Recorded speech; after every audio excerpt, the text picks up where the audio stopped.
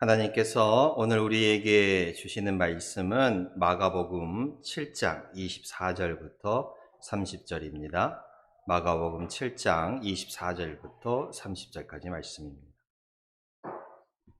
신약성경 65페이지 정도에 있습니다. 제가 봉독하겠습니다. 예수께서 일어나사 거기를 떠나 두로 지방으로 가서 한 집에 들어가 아무도 모르게 하시려 하나 숨길 수 없더라. 이에 더러운 귀신 들린 어린 딸을 둔 한 여자가 예수의 소문을 듣고 곧 와서 그 발 아래에 엎드리니, 그 여자는 헬라인이요 수로보니게 족속이라. 자기 딸에게서 귀신 쫓아내 주시기를 간구하거늘 예수께서 이르시되 자녀로 먼저 배불리 먹게 할지니 자녀의 떡을 취하여 개들에게 던짐이 마땅치 아니하니라. 여자가 대답하여 이르되 주여 옳소이다마는 상 아래의 개들도 아이들이 먹던 부스러기를 먹나이다. 예수께서 이르시되 이 말을 하였으니 돌아가라. 귀신이 내 딸에게서 나가느니라 하시매 여자가 집에 돌아가 본즉 아이가 침상에 누웠고 귀신이 나갔더라. 아멘. 오늘은 어버이 주일입니다. 어버이 주일은 부모 공경에 대한 말씀을 많이 나누지요. 근데 오늘 우리 여기 앉아 계시는 분들은 전부 다 어버이들은 다 가시고 어버이가 되시는 분들 아니시겠습니까? 연세도 많이 드시고 자녀들도 또 얼굴 한번 뵈려고 찾아오시는 우리 어머님, 아버님들, 그렇습니다. 우리가 그래서 오늘 준비할 말씀은 자녀들에게 던지는 말씀이라기보다는 우리 부모가 어떠한 마음으로 살아가야 하는지 부모의 마음에 대해서 함께 말씀을 나눠보고자 합니다. 우리가 이 세상에 태어난 것, 그리고 지금 내가 있게 된 것은 첫째는 하나님의 은혜요. 그 다음에는 분명한 부모의 은혜입니다. 그래서 우리 인간이 이 땅을 살아가면서 하나님을 섬기고 부모를 공경하는 것은 그 자녀들이 마땅히 해야 할 본분이지요. 당연히 해야 할 일입니다.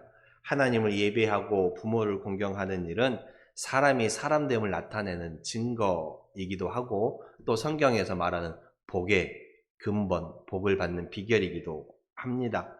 하나님께서는 우리의 영적인 근본이 되시고 부모는 나의 이 육적인 근본이 되지 않습니까? 그래서 우리가 하나님을 부정하거나 부모를 부정하는 것은 곧 어쩌면 나 자신을 부정하는 것과 같다라고 할 수 있습니다. 나무의 뿌리를 잘라버리면 나무가 곧 죽어버리는 것과 같이 사람이, 성도가 하나님을 부정하고 부모를 부정하는 것은 어쩌면 나의 나됨을 부정하는 것과 같다라고 할 수 있습니다. 그렇죠. 부모를 공경해야 하지요. 이 부모의 또 사랑의 또 말에서 말씀을 나누자면 옛말에 이런 말이 있습니다. 한 부모는 10자녀를 거두지만 10자녀는 한 부모를 모시지 못한다라는 말이 있죠. 예. 부모는 많은 자녀를 키우고 거느리고 사랑으로 가지만 아무리 자녀가 많아도 한 부모를 또 모시고 살아가기는 쉽지 않다라는 말씀이지요. 이건 사랑, 부모 사랑은 어쩌면 내리 사랑이기 때문에 그렇지 않나 싶습니다. 그래도 우리 자녀들이 우리 성도님들을 찾아와서 또 얼굴을 뵙고 또 여러 가지 말을 함에 있어서 또 와주는 것만 해도 감사하고 또 그렇지 않습니까? 그렇죠? 자녀와 함께 또 남은 인생길 행복하게 또 우리 성도님들 건강하게 또 특별히 살아가셨으면 좋겠습니다. 우리 연세가 많이 드신 분들도 한 해에 우리가 바라고 소망할 것이 무엇이 있겠습니까?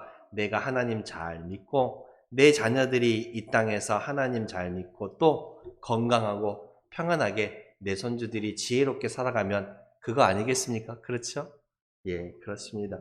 요즘은 참 가족 단위가 너무 작아졌지요. 그리고 손자들도 보면 거의 혼자 살아가는 경우가 많고 부모와 떨어져 가는 경우도 많습니다. 그러니까 이렇게 부모와 할머니와 할아버지와 부딪히는 시간이 좀 작다 보니까 어쩌면 부모 공경에 대한 가족 사랑에 대한 이것들이 좀 약해지는 것 같아요. 그래서 사람들이 자기 자신만을 생각하며 살아가는 것이 요즘 시대이지 않나 싶습니다.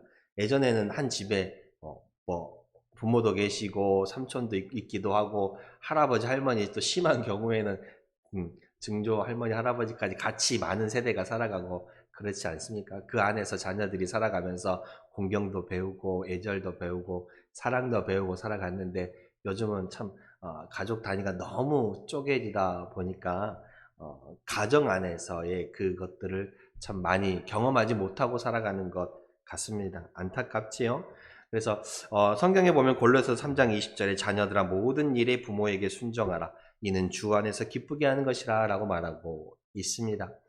부모에게 순종하는 것 그것이 곧 기쁨이라 라고 성경은 우리에게 말해주고 있지요. 십계명에서도 약속 있는 첫 계명이 내 부모를 공경하라 라고 말했던 것처럼 요즘 이 젊은 세대들이 이 부모에 대한 감사와 사랑을 가지고 살아가야 할 텐데 또 어른에 대한 공경이 조금 있어야 할 텐데 부족한 부분이 좀 아쉽기도 합니다.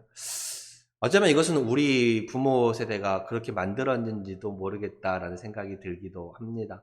너무 우리 부모 세대가 없이 살아왔다 보니까 자녀만을 바라보고 자녀에게 모든 것을 맞춰주다 보니까 어쩌면 이 자녀들이 어긋난 길로 감해도 그것을 눈 감고 모른 척하고 살아왔던 경우가 있지는 않았나라는 생각이 들어요. 예. 그래서 오늘 우리 성도님들은 다 부모가 되시고 나이가 많기 때문에 우리 부모로서 내가 어떻게 자녀를 대하며 살아가야 할지를 함께 나누어 보았으면 좋겠습니다. 오늘 이 마가복음 7장에 보면 한 여인이 나오지요. 부모가 된 여인입니다. 근데 이 여인에게는 어린 딸이 하나가 있었어요.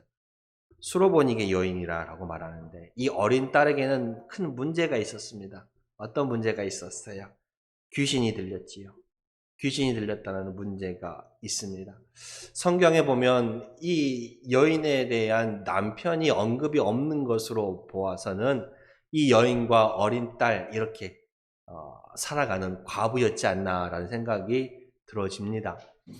어린 딸과 함께 살아가는 과부가 이 어린 딸이 귀신이 들렸으니 얼마나 마음이 아프고 얼마나 힘이 들었겠습니까?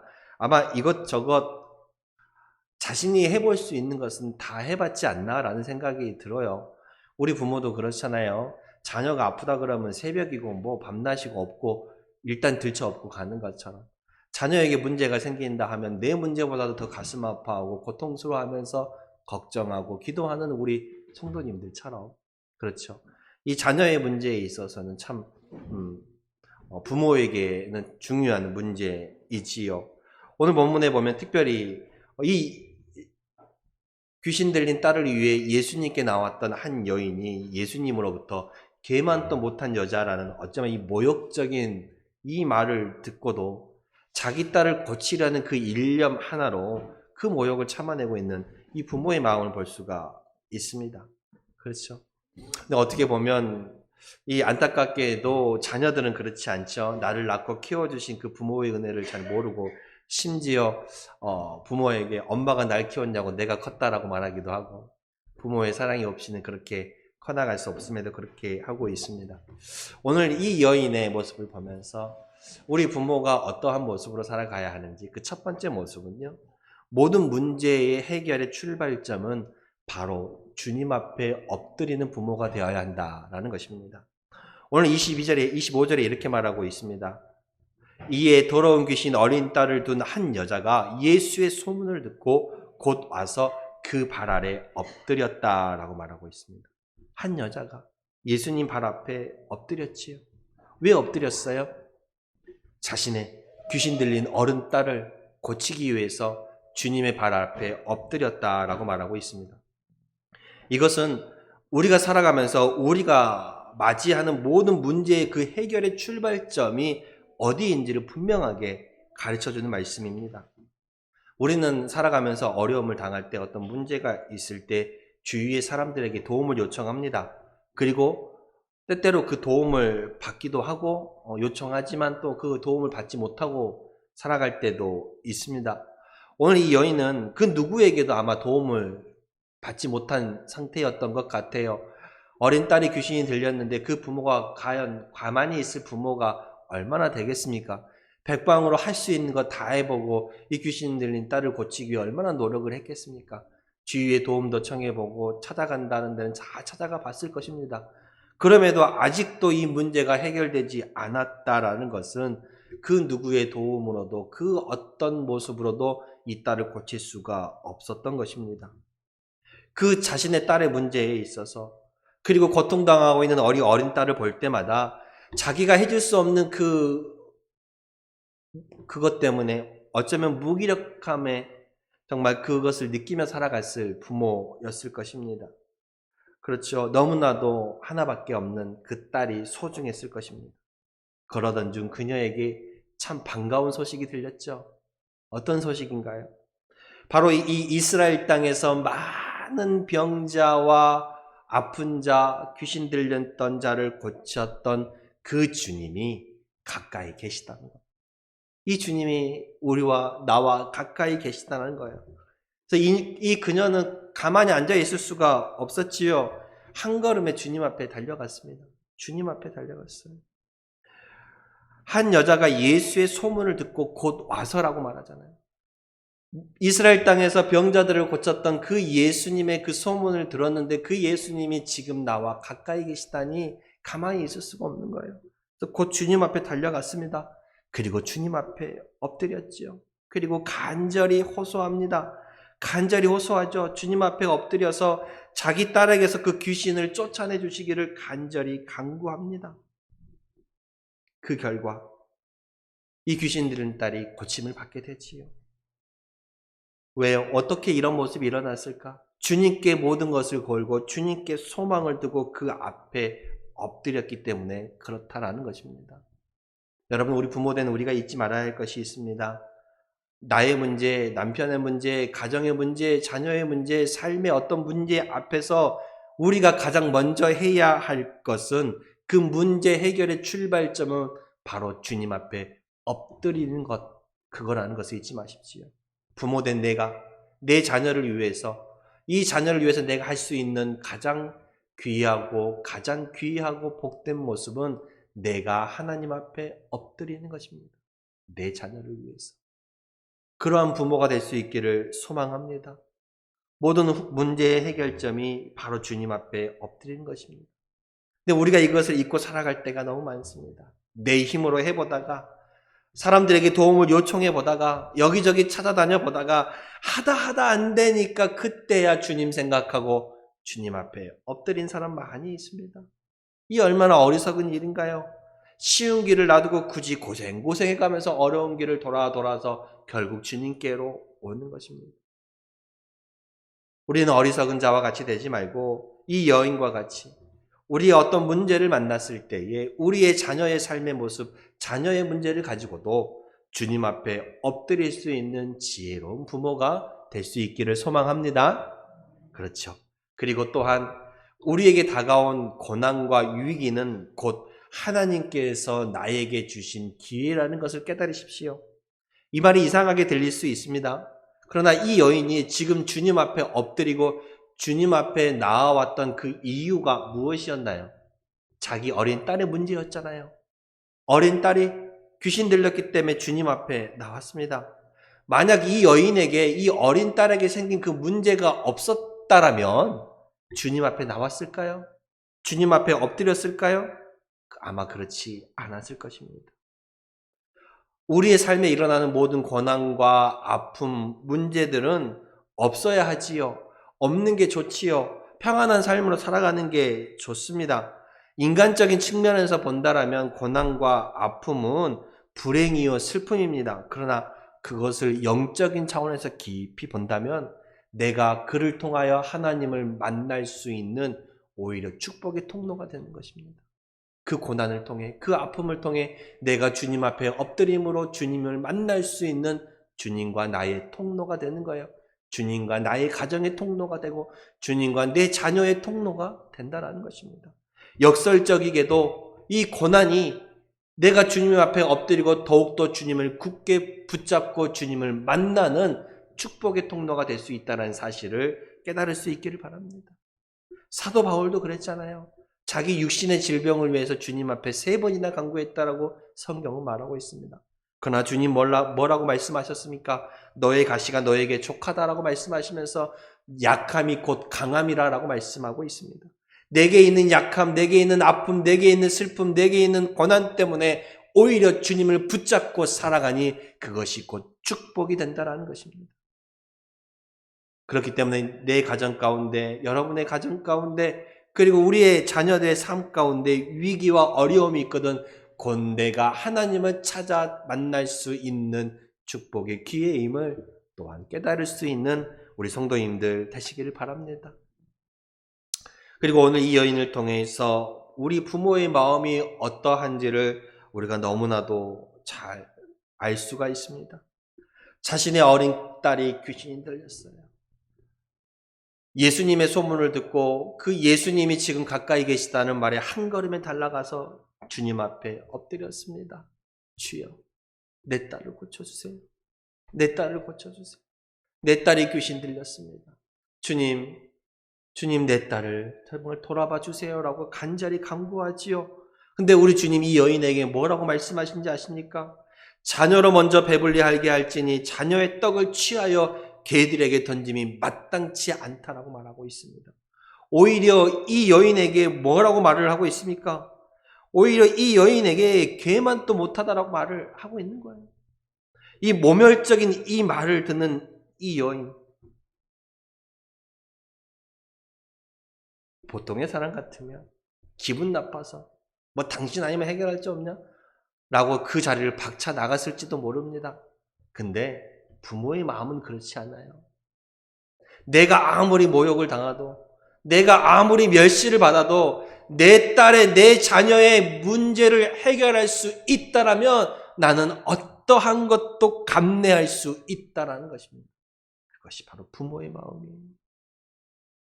이 여인이 뭐라고 말합니까? 여자가 대답하되 주여 올소이다마는 그래요. 주님 말이 맞습니다. 그러나 개들도 상 아래에서 떨어지는 아이들이 먹던 그 부스러기를 먹나이다 라고 말합니다. 주님 앞에 그 모멸적인 말을 들었음에도 불구하고, 모욕적인 말을 들었음에도 불구하고 자신의 딸 앞에 모든 것을 내려놓는 거예요. 참 놀라운 부모의 마음이지요. 여자는 약해도 엄마는 강하다는 말이 있잖아요. 그게 부모의 마음.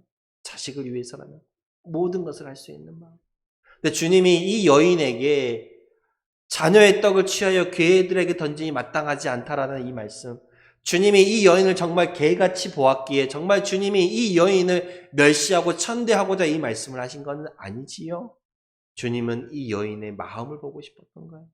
주님은 이 여인의 믿음을 보고 싶었던 거예요. 나에게 나왔던 이 여인의 그 믿음을 정말 그 깊은 곳까지 들여다보고 싶었던 거예요.